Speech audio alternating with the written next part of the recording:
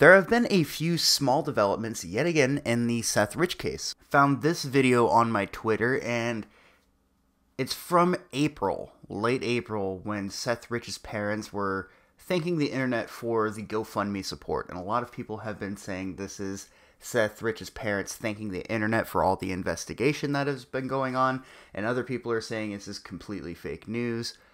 One thing I wanted to point out, though, listen to what they're saying, and do you think it sounds like they don't want to find the killer? They seem really preoccupied with the idea of finding the person that murdered Seth, rather than thanking people for the money that was donated. Let's go ahead and take a look.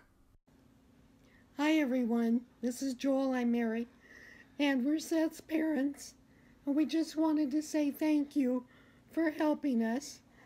We're just so warmed that you would step forward and try to help us find the murderer of our son and try to find the two that killed him and make the world a safer place. Seth always believed in people helping each other and that the world would be a greater place if more people did, and we are just so happy and from the bottom of our hearts can't say thank you enough for helping us find who killed Seth. Thank you so much. Now, first off, I wanted to point out one very important thing. So the people who, or the person rather, that has supposedly been speaking on behalf of the family, a man named Brad Bauman, is an employee of the DNC. So it's really fishy, especially considering that everyone across the internet on, left of center is insisting, that people are trying to use this man's death as a political tool, whereas people on the right are just essentially trying to get to the bottom of things because this is such a tricky situation. The whole thing reeks of a cover-up. I'm not the only person that thinks this. In fact, there's considerably more evidence to suggest that there is something nefarious going on with regards to Seth Rich, especially compared to Trump Russia. Trump Russia, to this day, after months and months and months of beating the dead horse, we still haven't had any tangible evidence. As with any crime, we should be trying to get to the bottom of this regardless of political affiliations. There is something questionable going on within this case. We should be looking into it. I don't see a problem with investigating or getting the FBI to actually investigate. This whole thing has been so sketchy that a lot of people like myself are a bit skeptical of the blowback. The people who are saying, do not look into this. You're not allowed to investigate, you evil person, for using this person's death as a political tool. Well, this person died in a political climate in a very controversial way. I think it's worthy looking into. I don't think it's evil or in betray of his memory to try to find the person that murdered him. And it might be impossible. We might not ever be able to find them. But I think it's worth a shot, and we owe him, not as a potential leaker, but as a human being, we owe him to look into this and try to find justice for him. A man that goes by the name Kim Dotcom has come forward claiming to know Seth Rich and to have worked with him, and says that if Congress includes Seth Rich case into their Russia probe, he will give written testimony with evidence that Seth Rich was indeed the WikiLeaks source. The very fact that people are condemning this man and Sean Hannity for indulging this delusion, how dare they try to look into this more? This is such an evil thing to do to the parents. Looking back a little bit to the clip we saw with the parents, do you think the parents are resistant to having the killer exposed? They want justice too, I'm sure. And while I think there is a kernel of truth to the idea of making this a politicized issue, go back to Michael Brown or Trayvon Martin. This wouldn't be the first time someone's death was used to push a political angle, and it won't be the last. And this isn't exclusive to the right or the left. When people die under mysterious circumstances, especially in regards to politics, you can imagine something like this would happen. Kim Dotcom is talking with his lawyers today, and he should be releasing a statement tomorrow regarding the Seth Rich case. That might be as far as it goes. just a statement that doesn't give us too much more information, but keeps the story alive. There are a few possibilities here, one of them being truth. Maybe he's being 100% truthful. The next one is that he's trying to remain relevant, and after this story had exploded, he found a way to kind of say, hey, I worked with Seth, maybe I can leech onto this a little bit. And the other one, which is that he's getting revenge against the people who have stolen all of his servers, a thing that happened a few years ago, I guess, and I don't know all of the details behind Kim Dotcom having his stuff taken from him by the government. But he claims that the Democrats were behind a lot of that, so it isn't too much of a stretch of the imagination to think that perhaps he's trying to get a little bit of revenge. So, then we could talk about Rod Wheeler. Now, I personally think the whole situation is even more suspicious now that Rod Wheeler went on to Fox, very confidently said he has information that confirms that Seth Rich was a WikiLeaks source, goes on to Hannity.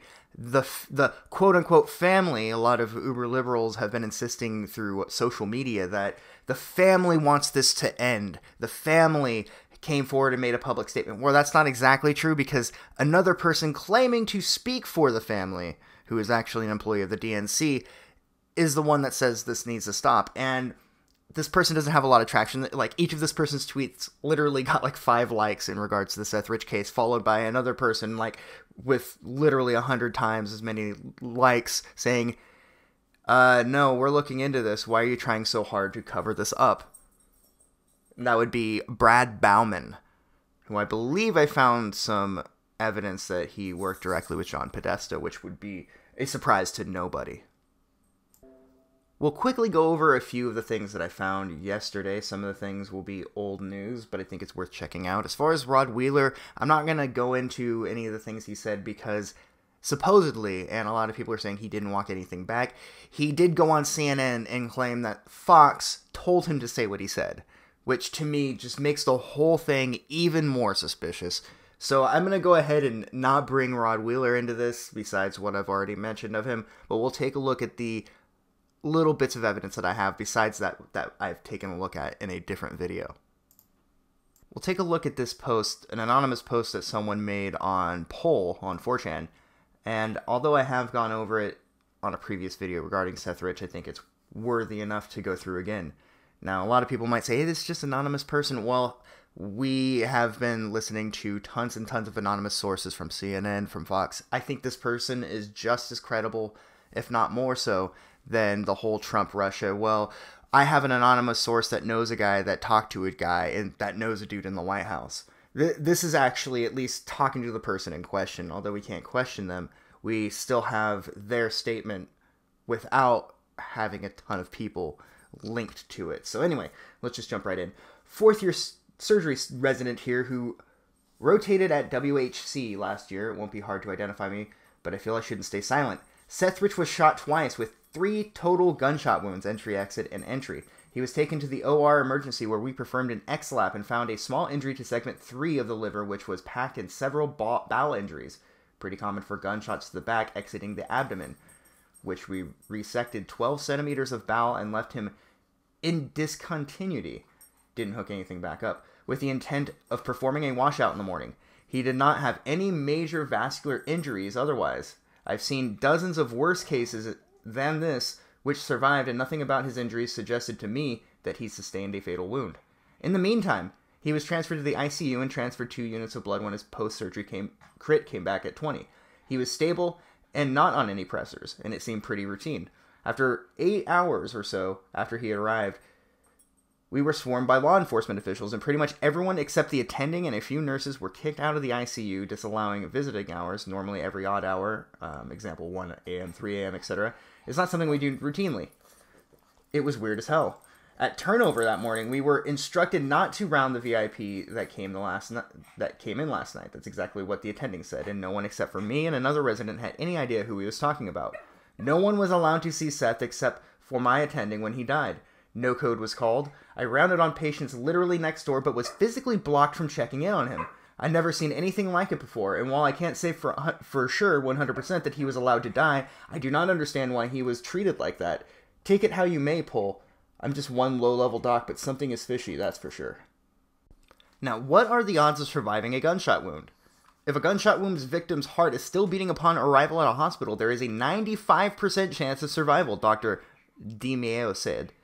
People shot in vital organs usually do not make it that far, he added. Shots to roughly 80% of targets on the body would not be fatal, says Dr. Fackler. And this is April 3rd, 2008.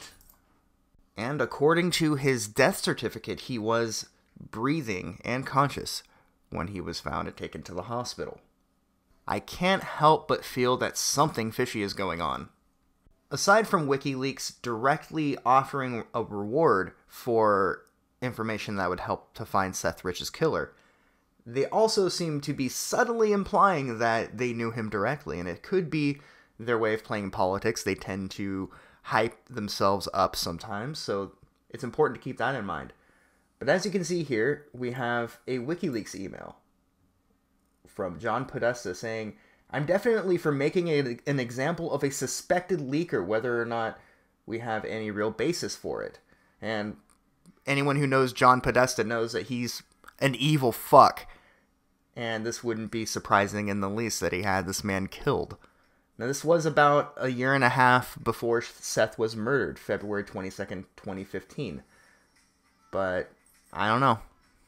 The other piece of, I guess you could call it evidence, was tweeted out by Truth Bombers. Seth Rich fits into the redacted space batch of FBI Hillary Clinton emails. He was assassinated after allegedly giving info to WikiLeaks. And as you can see here, all of documents provided by, and then his name fits literally perfectly right there, are being attached in a blah, blah, blah, blah, blah. And this doesn't prove anything, but it is very, very coincidental. Well, that's really all I've got. It's just basically a bunch of stuff that we've already gone through in the 3 previous videos, but I wanted to add in that video of Seth Rich's parents because it's interesting. People have been talking about it. Half the people have been saying, this is evidence that they care enough for us to keep looking, and the other half is saying, you lying bastards. That's from last month when they were thanking people for looking into things. I just fuck me, right? But the other thing was the Kim Dotcom information that had surfaced. It's not a whole lot, but maybe more will come up tomorrow. I'm a bit cynical in regards to that, but I guess we will find out for sure when the time comes. I'm going to go ahead and end the video with this very unrelated clip. Do with it as you may. I find it interesting, and well, I just wanted to end with a little bit of positivity. What you just said is one of the most insanely idiotic things I have ever heard. At no point in your rambling, incoherent response were you even close to anything that could be considered a rational thought. Everyone in this room is now dumber for having listened to it. I award you no points, and may God have mercy on your soul.